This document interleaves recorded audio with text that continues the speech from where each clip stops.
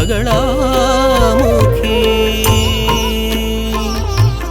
मंगलरूपिणी बगलामुखी मंगलकारिणी बगलामुखी मंगलदायिनी बगलामुखी मंगलम मंगलम बगलामुखी।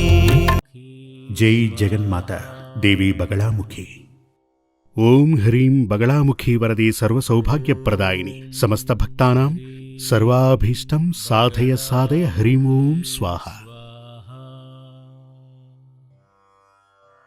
ఒక వ్యక్తి యొక్క జాతకం ప్రకారం జాతకంలోని 5వ స్థానంలో సూర్యుడు శని రాహువు గనుకుంటే అది పూర్వజన్మ పాపదోషాలకు సూచిక అని ఇదివరకు చెప్పటం జరిగింది. ఇప్పుడు 5వ స్థానం పూర్వపుణ్యస్థానమే కాదు, సంతాన స్థానం అని కూడా చెప్తున్నాను. 5వ స్థానం జాతకం ప్రకారం భార్య భర్త ఇరువురికి కూడా, అంటే దంపతులిద్దరికీ కూడా సూర్య శని రాహుగ్రహాలు గనక ఉంటే, లేక వాటి దృష్టి ఉన్నా సరే, లేక రాహువు శని మాత్రమే ఉన్నా, అది ఇరువురి జాతకంలో గనక ఉన్నట్లయితే అది నసంతాన యోగం. అలా అంటే వారిరువురికి సంతాన యోగమే ఉండదు. సంతాన యోగం లేదని ఒక స్త్రీ జాతకంలో ఉన్నట్లయితే గనక అది ప్రసవించే యోగమే లేదని స్త్రీ జాతకంలో ఉన్నట్లయితే పిల్లల భాగ్యం శక్తివంతంగా ఉన్నటువంటి భర్త జాతకాన్ని జోడిస్తే గనక కొన్ని పరిహారాలు చేసుకుంటే సంతాన యోగం ఉంటుంది. ఎప్పుడు 5వ స్థానంలో ఈ పాపగ్రహాలు ఉంటే గనక, లగ్నాధిపతి శుభకరంగా ఉండి గురుదృష్టి ఉంటే పరిహారం గనక చేసుకుంటే సంతానం కలుగుతుంది. ఇప్పుడు చాలామంది వచ్చి సంతాన యోగం లేదు, వివాహమై 10 ఏళ్లైంది 15 ఏళ్లైంది పిల్లలు లేరు అంటారు. దత్తత తీసుకోవచ్చా?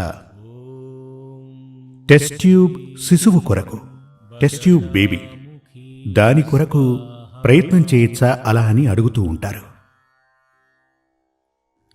ఆ విధంగా దత్తత తీసుకోవటానికి ఒక టెస్ట్ ట్యూబ్ శిశువు, టెస్ట్ ట్యూబ్ బేబీ సాధన కోసం మీరు గనక ప్రయత్నం చేయాలంటే, చేసిన ప్రయత్నం సఫలం కావాలన్నా మీరు సిద్ధంగా ఉండి మీరు ఆ కార్యానికి ప్రయత్నం చేస్తుంటే గనక, అంతకు ముందు మీరు మీ యొక్క జాతకాన్ని తీసుకుని ఒక ఆచార్యుణ్ణి సంప్రదించాల్సి ఉంటుంది. ఎందుకు అంటే ఇదివరకే ఒకసారి నేను చెప్పటం జరిగింది. మనకు 5వ స్థానంలో ఈ శని రాహుగ్రహాలు గనక ఉంటే మనకు పుట్టబోయే సంతానంతోటే మనకు కష్టనష్టాలు చేకూరుతాయి. అలా అని చెప్పటం జరిగింది కదా. అలా ఉంటే మనం దత్తత తీసుకోబోయే బిడ్డ ఏ పరిస్థితుల్లో ఉన్నటువంటి బిడ్డ, దత్తత తీసుకునేటప్పుడు తన తల్లిదండ్రులు ఎవరు అనే విషయం మనకు తెలియదు కదా. 90% వరకు ఆ బిడ్డ యొక్క పుట్టిన తేదీ సమయం మనకు తెలియదు. ఆ విషయాలు గనక తెలియకపోతే తన జాతకం మనకు దొరికే అవకాశం లేదు. అలా ఉన్నప్పుడు మీకు ఆ బిడ్డకి జీవితం సంతోషంగా సుఖంగా ఉంటుందా లేదా అనే విషయం ఎలా తెలుస్తుంది? బిడ్డను దత్తత తీసుకున్నప్పుడు ఆ బిడ్డ ద్వారా మనకు సకల దోషాలు దుఃఖాలు అశాంతి సంక్రమిస్తే మనశ్శాంతిని కోల్పోవటం మనం చూస్తూ ఉంటాం. కొందరికైతే ఆ శిశువు యమగండమై తీరుతుంది. ఇప్పుడు పిల్లలు లేరే అనే ఓ దుఃఖాన్ని తొలగించుకోవటం మానేసి ఆ దుఃఖం నుంచి తప్పించుకోవడానికి ఓ బిడ్డని దత్తత తీసుకుంటారు. ఆ బిడ్డ ద్వారా కష్ట నష్టాలు. ఇది అవసరమా మనకు? నీకు పిల్లలు పుట్టే అవకాశం లేదు, నీకు సంతాన యోగం లేదు అనే విషయాన్ని ఈశ్వరుడు చెప్పాడు. భగవంతుడు ఆ తీర్పు ఇవ్వటం జరిగింది. దానిని మరిచిపోయి ఓ బిడ్డని దత్తత తీసుకొని పెంచి పెద్ద చేయాలని మీరు గనక అనుకుంటే ఇదివరకే చెప్పినట్టుగా మనం దేనినైతే గట్టిగా నమ్మామో అది మంచిదా లేక చెడ్డదా, దానివల్ల మనకు మంచి జరుగుతుందా చెడు జరుగుతుందా, ఇవన్నీ తెలుసుకున్న తరువాతే మీ ప్రయత్నాన్ని కొనసాగించాలి. లేదంటే మనశ్శాంతిని కోల్పోతారు. ధన నష్టం, ప్రాణహాని, ఒక్కోసారి జైలు పాలవటం ఇవన్నీ కూడా వచ్చి చేరుతాయి. అలా ఉన్నటువంటి చాలామంది వచ్చి మొదట పిల్లలు లేరు అనే దుఃఖంతో వచ్చి తరువాత వారు ఎంచుకున్న మార్గంలోనే నడిచి దత్తత తీసుకుని ఆ బిడ్డ ద్వారా సకల దోషాలు సంక్రమించి బాధలు అనుభవించిన వారు తెలుసు కాబట్టి మీకు చెప్తున్నాను. అందుచేత పిల్లలు దాదాపుగా 90% పుట్టే అవకాశం ఉందా లేదా చూడండి. అందుకుగాను ఒక మంచి ఆచార్యుని వద్దకు భార్య భర్త తమ జాతకంతోటి మంచి ఆచార్యుణ్ణి కలవటం మంచిది. జాతకంలో మీ గ్రహాల సంచారాన్ని బాగా పఠించి 5వ స్థానంలో ఏ కారణం చేత పిల్లలు లేరు అనేది తెలుసుకోవడం కోసం అష్టమంగళ ప్రశ్నను వేసి చూడాల్సి ఉంటుంది. అలా అష్టమంగళ ప్రశ్నను వేసి చూస్తే గనక అది మీకు సంతానయోగం లేకపోవటానికి కారణం ఏమిటి, జాతకం చూస్తే సంతానయోగం ఉందా లేదా తెలుస్తుంది. లేకపోవటానికి కారణం ఏంటో తెలుసుకోవటానికి ఈ ప్రశ్న చూడాలి. ఆ విధంగా చూసి ప్రసవించే యోగం ఉంటే గనక దానికి పరిహారాలు చేసుకుంటే మీ బీజం నుంచే మీకు సంతాన భాగ్యం కలిగితే మంచిదే కదా. అప్పుడు ఆ బిడ్డ యొక్క భవిష్యత్తు మనల్ని బేస్ చేసుకుని ఉంటుంది. లేదు అంటే ఒక బిడ్డని దత్తత తీసుకుని వస్తున్నప్పుడు అది కరెక్టా, తన జన్మ ఎలాంటిది, తల్లిదండ్రులు ఎవరు, అదేవిధంగా తన జాతకం ఇవన్నీ సరిగ్గా ఉండాలన్న నిబంధనైతే లేదు కదా. ఇవన్నీ నమ్మలేం కదా. అలా ఉన్నప్పుడు కరెక్ట్గా ఉన్నటువంటి ఒక బిడ్డని మీకు ముందుగానే తెలిసిన వాళ్ళైనట్లయితే, మీ బంధువుల్లోనే ఉన్నవారైతే జాతకంతో పాటుగా తమ బిడ్డని మీకు దత్తతివ్వడానికి సిద్ధంగా ఉంటే ముందుగా ఆ బిడ్డను స్వీకరించడానికి ముందు, దత్తత తీసుకోవటానికి ముందు మీ జాతకంతో అతనికి సఖ్యత ఉందా. మన పెద్దవాళ్లు చెప్తూ ఉండేవారు, పూర్వజన్మలో మనకు శత్రువులుగా ఉన్నవారే ఈ జన్మలో మనకు బిడ్డలై జన్మిస్తారని ఓ నానుడి ఉండేదట. ఈ సందర్భంలో నేను మీకు ఆ విషయం చెప్తున్నాను. అప్పుడు మన బంధువుల ఇంట్లో జన్మించిన బిడ్డ మనకు దత్తపుత్రునిగానో దత్తపుత్రికగానో వస్తున్నటువంటి బిడ్డ మనకు శత్రువో కాదో మనకైతే తెలియదు కదా. అందుచేత చాలా ఖచ్చితంగా ఓ బిడ్డను దత్తత తీసుకునే ముందు సరిగ్గా తన యొక్క జాతకం తెలుసుకుని ఉండాలి. ఆ జాతకం ప్రకారం మీ జాతకంతో అతని జాతకాన్ని సరిపోల్చి, సరిపోతుందో లేదో, ఏదో ఒక దారిలో తద్వారా మీకు దోషాలు సంక్రమించనున్నాయా, ఉన్న మనశ్శాంతి మనం కోల్పోతున్నామా, ఇలాంటివన్నీ చూశాకే ఆ బిడ్డని దత్తత తీసుకోవాలి. లేదు అంటే బిడ్డలు లేరన్న దుఃఖంతో పాటుగా బిడ్డల వల్ల అనేక దుఃఖాలు వచ్చి చేరుతుంటాయి. ఈ కాలంలో ఇది కలియుగం. ఈ కలియుగంలో సంతానయోగం లేదు అంటే సంతానయోగం కలగటానికి యోగం ఉంది అంటే జాతకం ప్రకారం కొన్ని మార్పులు చేస్తే సరిపోతుందంటే హరిద్ర వినాయక హోమాన్ని చేయవలసి ఉంటుంది. అదే కలియుగంలో కలియో దేవి వినాయకో అలా అని వేదశాస్త్రాలు చెప్పటం జరిగింది. కలియో దేవి వినాయకో అలా అని అంటే ఈ కలియుగంలో దేవికి వినాయకునికి ప్రత్యక్షంగా మనందర్నీ కూడా కాపాడగలిగినటువంటి మహత్తర శక్తి ఉంది. అందుచేత హరిద్ర వినాయక హోమం ఇదివరకటి రోజుల్లో సంతాన గోపాలం, సంతాన భాగ్యం కలగటానికి సంతాన గోపాల హోమం చేసేవారు. ఇప్పుడు దానికన్నా మహత్తర శక్తివంతమైనది, శీఘ్ర ఫలాన్ని ప్రసాదించేది హరిద్ర వినాయక హోమం. ఈ హరిద్ర వినాయక హోమం చేయటం వల్ల ఖచ్చితంగా, అంటే ఇదివరకున్నటువంటి పుత్రకామేష్టి యాగంతో సమానం. ఆ మంత్రాలే ఇందులోనూ ఉన్నాయి. అది చేయటం ద్వారా సంతానయోగం మనకు గనక ఉండి ఉంటే, కానీ కొన్ని సమస్యలు పూర్వజన్మ పాపదోషాల ద్వారా కొన్ని సమస్యలు వచ్చి దానివల్ల సంతానయోగం మనకు లేదు అంటే గనక ఖచ్చితంగా మనకు పిల్లలు పుడతారు.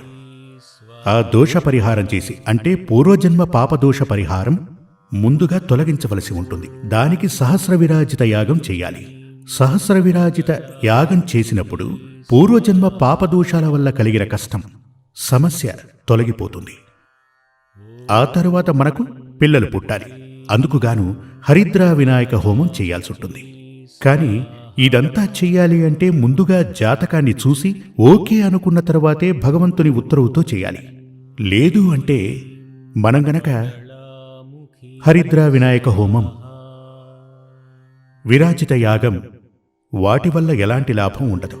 ఎప్పుడూ ఓ విషయం గుర్తుంచుకోండి, లేనటువంటి దాన్ని సృష్టించాలంటే ఏ మంత్రం చేతనూ ఎవరి వల్లనూ కాదు. కొంతమంది చెప్తూ ఉంటారు, విద్యా విజయప్రద యంత్రాన్ని వేసుకో, విద్యలో నీవు గొప్పవాడివవుతావు అంటారు. సంతాన గోపాలయాగం చేస్తే పిల్లలు పుడతారు. ధనవశ్య యంత్రాన్ని ఉంచుకో, ధనభాగ్యం సిద్ధిస్తుంది అంటారు. అదంతా ఊరికే, దానివల్ల ఉపయోగం లేదు. ధనవశ్య యంత్రాన్ని పెట్టుకోమని చెప్పిన వారే ధనం కోసం ప్రాకులాడుతుంటారు. అందుచేత అవన్నీ మూఢనమ్మకాలే. లేనటువంటి దాన్ని సృష్టించటానికి మంత్రం వల్లో మనిషి వల్లో కాదు, ఈశ్వరుని వల్లే అవుతుంది. మీ అందరికీ ఓ చిన్న ఉదాహరణ చెప్తాను, వినండి. చేతిలో ఓ విత్తనం మన దగ్గర ఉందనుకోండి, సీడ్ విత్తనం. అది గనక ఉంటే దాన్ని గనక నాటామంటే ఏమవుతుంది? అది పెరిగి మనకు ఉపయోగపడుతుంది కదా. అది బాగా ఉపయోగపడాలంటే మరికొన్ని విత్తనాలు చల్లాలి, వాటిని మనం ఉపయోగించుకోవాలి. అప్పుడు మన కోరిక తీరుతుంది. ఇదేమీ లేకుండా ఒట్టి చేతిని ఎలా అంటే పంట పండుతుందా? మనకు ఏం ఉపయోగపడుతుంది? మన కోరిక తీరదు కదా. అదేవిధంగా జాతకంలో యోగం గనక ఉంటే 100% మనం దాన్ని ఉపయోగించుకోవచ్చు, అది మంత్రశక్తి ద్వారా. లేదు అంటే నువ్వు నా దగ్గరికి రా, నీకు అన్నీ నేను చేస్తాను, ఇలా చెప్తూ పోయామంటే, అలా చెప్పే ఆచార్యవర్యులే ఈ శాస్త్రాలకు చెడ్డ పేరు తీసుకొస్తూ ఉంటారు. అటువంటి వారి దగ్గరకు వెళ్ళకండి. మంచిగా శాస్త్రాలను పఠించిన వారి దగ్గరకు వెళ్ళి మీ జాతకాల్ని చూపించారంటే మీకు సంతాన భాగ్యం ఉందా లేదా, ఉంది అంటే గనక ఆ దోష నివారణకు మనం ఏం చెయ్యాలి అన్న విషయాలు ఆయన మనకు చెప్తారు. లేక మీరు దత్తత తీసుకోవచ్చా, లేదంటే టెస్ట్ ట్యూబ్ బేబీ కోసం ప్రయత్నం చేయొచ్చా అన్నది కూడా ఆయనే చెప్తారు. అలా ఆయన పరిశీలించి మీకు సూచించిన ప్రకారం మీరు ప్రయత్నించాలి. అప్పుడే మీకు సంతోషం కలుగుతుంది, ఆనందం కలుగుతుంది. రాబోయే బిడ్డ ఒకవేళ పూర్వజన్మలో మీ సంతానమే అయ్యుండొచ్చు, అది కూడా అందులో తెలుస్తుంది. ఒక్కోసారి మీరు దత్తత తీసుకున్న బిడ్డ గత జన్మలో కూడా మీ సంతానమే అయ్యుండొచ్చు. అందుకు ఓ కారణం ఉంటుంది. అదేమిటంటే, ఇప్పుడు ఒక యాక్సిడెంట్ జరిగిందనుకోండి, లేదంటే భూకంపం వచ్చిందనుకోండి. ఒక భూకంపం వచ్చి 1,00,000 మంది దాకా చనిపోయారు. లాతూర్ గురించి మనం విన్నాం కదా, ఇండియా లాతూర్లో భూకంపం వచ్చి 1,00,000 మంది దాకా చనిపోయారు అని. చూడండి, ఇప్పుడు అక్కడ చనిపోయిన వారి ఆయుష్ అక్కడితో ముగిసిపోలేదు. ఒక పడవ మునిగిపోయి 50 మంది చనిపోయారు. అందరి జాతకం ప్రకారం పడవ మునిగిపోయి చనిపోవాలని ఉండదు. అందులో ఓ 10 మంది జాతకం ప్రకారమే అలా జరిగుంటుంది. అలా అక్కడ చనిపోయినటువంటి ఆ ఆత్మలకు స్వర్గప్రాప్తి నరకప్రాప్తి లేకుండా మళ్లీ జన్మించే అవకాశం ఉంటుంది. దీనినే ఆత్మశాస్త్రం చెప్తుంది. అంటే ఒక ప్రమాదం ఏర్పడి అందులో ఓ 10 ఏళ్ల కుర్రాడున్నాడనుకోండి, ఆ కుర్రాడికి 50 ఏళ్ల దాకా ఆయుష్ ఉంది జాతకం ప్రకారం. ఆ ప్రమాదంలో అతను చనిపోయాడు. అలా గనక చనిపోతే ఆ ఆత్మకు వెనువెంటనే స్వర్గప్రాప్తో నరకప్రాప్తో కలగదు.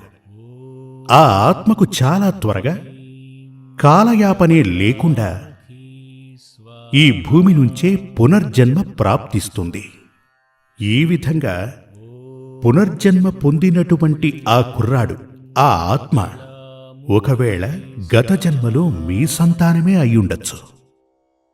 దానిని గుర్తించడానికి ఉన్న ఒకే ఒక మార్గం జ్యోతిష్యమే. అది కూడా యోగ్యుడైన వ్యక్తిని అడిగితేనే తెలుస్తుంది.